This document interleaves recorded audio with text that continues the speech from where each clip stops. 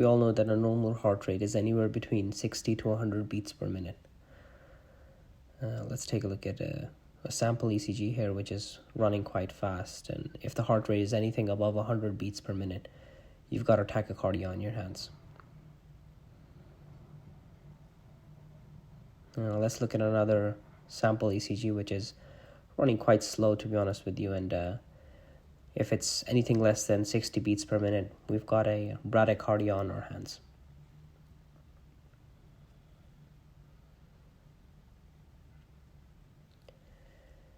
So we're going to try to classify tachycardias to begin with. They're going to be mainly divided into wide complex tachycardias or broad complex tachycardias and narrow complex tachycardias. And what this is based on is essentially the duration of the QRS complex, which is less than 120 milliseconds or more than 120 milliseconds.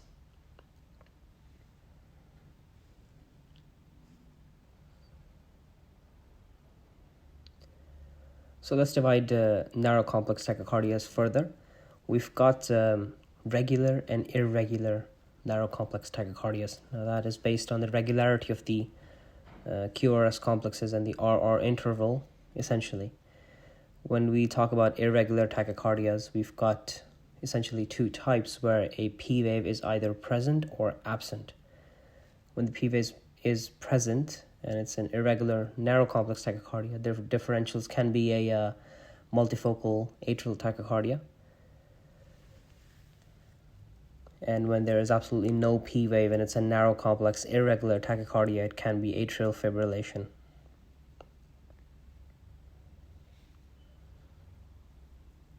Now let's look at the further subdivision of regular narrow complex tachycardias. So if you've got a P wave here, that's the most common one you can encounter is a sinus tachycardia. And once you go into having no P waves and irregular narrow complex tachycardia, it's further divided into two categories. So there's a subcategory which is paroxysmal supraventricular tachycardias. Now there are further different types of this. AV nodal reentrant tachycardia, atrioventricular reentrant tachycardia, and atrial tachycardias.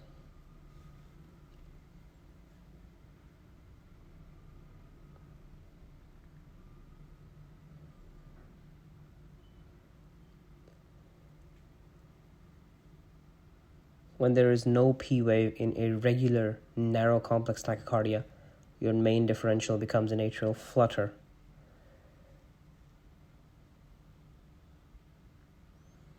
I think we should talk about junctional rhythms over here as well. They sort of overlap from a normal to a higher heart rate, which is a normal to a tachycardic heart rate. An atrioventricular node is essentially capable of making anything between 40 to 60 beats per minute, which is normally a junctional rhythm. But if a similar rhythm is seen with a rate higher than 60 beats per minute, that's an accelerated junctional rhythm.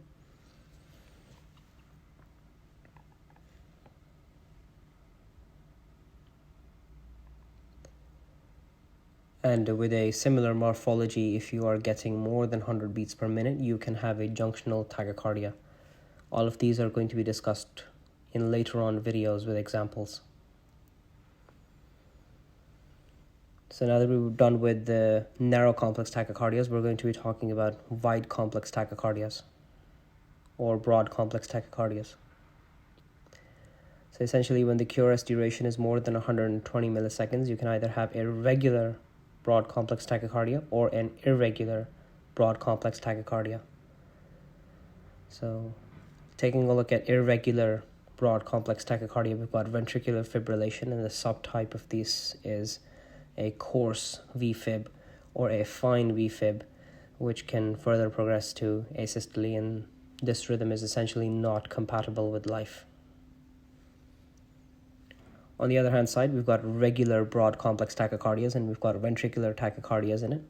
Ventricular tachycardia is further subdivided into two main types, which is either a monomorphic VTAC or a polymorphic VTAC.